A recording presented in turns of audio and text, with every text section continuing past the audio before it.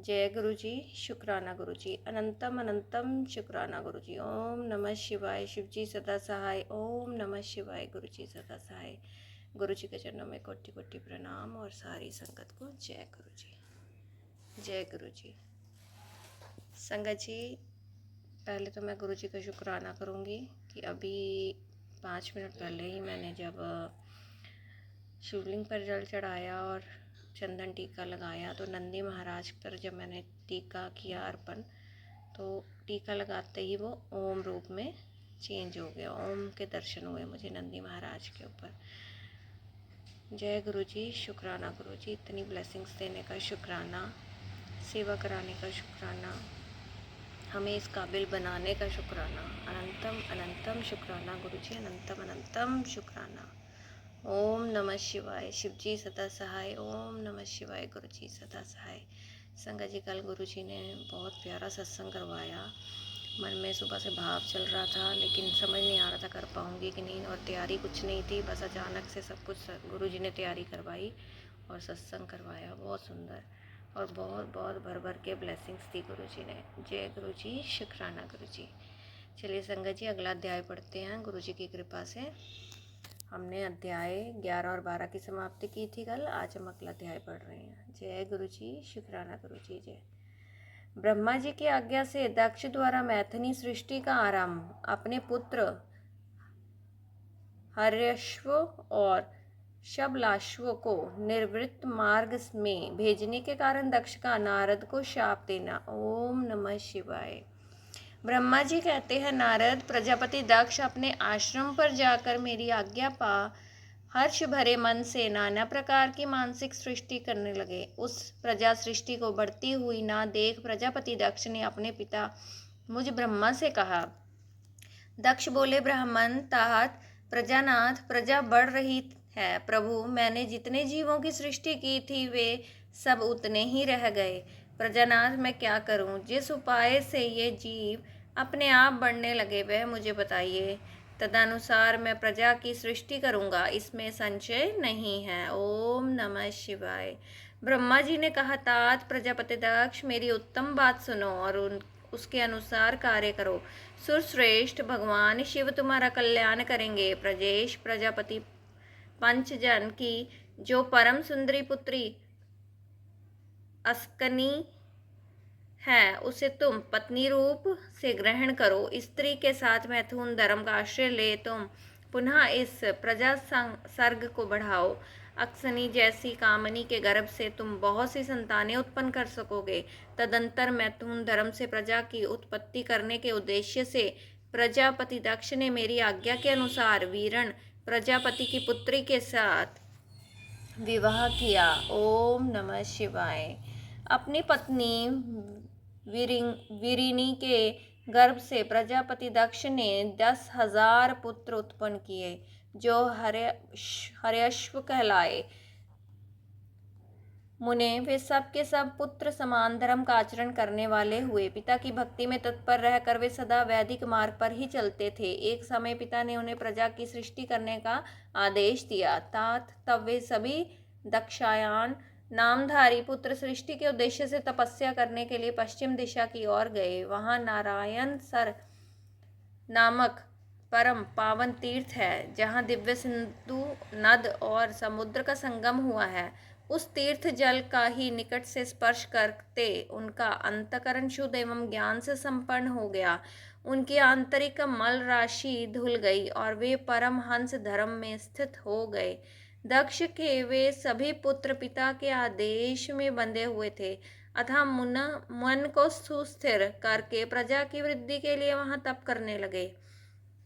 वे सभी तत्पुरुषों में श्रेष्ठ थे। नारद, जब तुम्हें पता लगा कि हर्यश्वगण सृष्टि के लिए तपस्या कर रहे हैं, तब भगवान लक्ष्मीपति के हार्दिक अभिप्राय को जानकर तुम स्वयं उनके पास गए और आदर पूर्वक यूं बोले, दक्ष पुत्र हर्यश्वगण, तुम लोग पृथ्वी का अंत देखे बिना सृष्टि रचना करने के लिए कैसे उद्यत हो गए? ब्रह्मा जी कहते हैं, नारद, हर्यश्व आलस्य से दूर रहने वाले थे और जन्म काल से ही बड़े बुद्धिमान थे। वे सब के सब तुम्हारा उपयुक्त कथन सुनकर स्वयं उस पर विचार करने लगे उन्होंने ये विचार किया कि जो उत्तम शास्त्र रूपी पिता के निर्वृत्ति परक आदेश को नहीं समझता, वह केवल रज आदि गुणों पर विश्वास करने वाला पुरुष सृष्टि निर्माण का कार्य कैसे आरंभ कर सकता है। ऐसा निश्चय करके वे उत्तम बुद्धि और एक चित्त वाले दक्ष कुमार नारद को प्रणाम और उनकी परिक्रमा करके ऐसे पथ पर चले गए जहाँ जाकर वो कोई वापस नहीं लौटता। ओम नमः शिवाय। नारद, तुम भगवान शंकर के मन हो और मुने, तुम समस्त लोकों में अकेले विचरा करते हो। तुम्हारे मन में कोई विकार नहीं, क्योंकि तुम सदा महेश्वर की मनोवृत्ति के अनुसार ही कार्य करते हो। जब बहुत समय बीत गया, तब मेरे पुत्र प्रजापति दक्ष को यह पता लगा कि मेरे सभी पुत्र नारद से शिक्षा पाकर नष्ट हो गए, मेरे हाथ से निकल गए। इससे उन्हें बड़ा दुख हुआ। वे बारंबार कहने लगे, उत्तम संतानों का पिता होना शोक का ही स्थान है, क्योंकि श्रेष्ठ पुत्रों के बिछुड़ जाने से पिता को बड़ा कष्ट होता है। शिव की माया से मोहित होने से दक्ष को पुत्र वियोग के कारण बहुत शोक होने तब मैंने आकर अपने बेटे दक्ष को बड़े प्रेम से समझाया और सांत्वना दी। देव का विधान प्रबल होता है इत्यादि बातें बताकर उनके मन को शांत किया। मेरे सांत्वना देने पर दक्ष पुनः पंजन कन्या अस्किनी के गर्भ से शबलाशव नाम के एक सहस्त्र पुत्र उत्पन्न किए। पिता का आदेश पाकर वे पुत्र भी प्रजा सृष्टि के लिए गए। दृढ़ता पूर्वक प्रतिज्ञा पालन का नियम ले उसी स्थान पर गए जहां उनके सिद्धि को प्राप्त हुए बड़े भाई गए थे।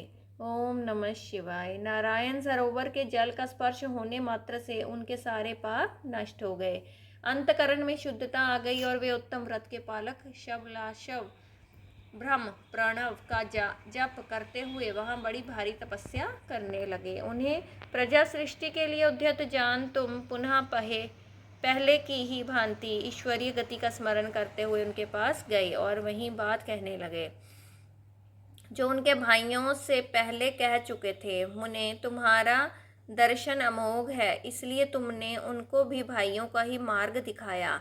अतएव वे भाइयों के ही पथ पर ध्रुव गति को प्राप्त हुए। उसी समय प्रजापति दक्ष को बहुत से उत्पात दिखाई दिए। इससे पहले मेरे पुत्र दक्ष को बड़ा विस्मय हुआ और वे मन ही मन दुखी हुए। फिर उन्होंने पूर्वव्रत तुम्हारी ही करतूत से अपने पुत्रों का नाश हुआ सुना। इससे उन्हें बड़ा आश्चर्य हुआ। वे पुत्र शोक से मूर्छित हो अत्यंत कष्ट का अनुभव करने लगे।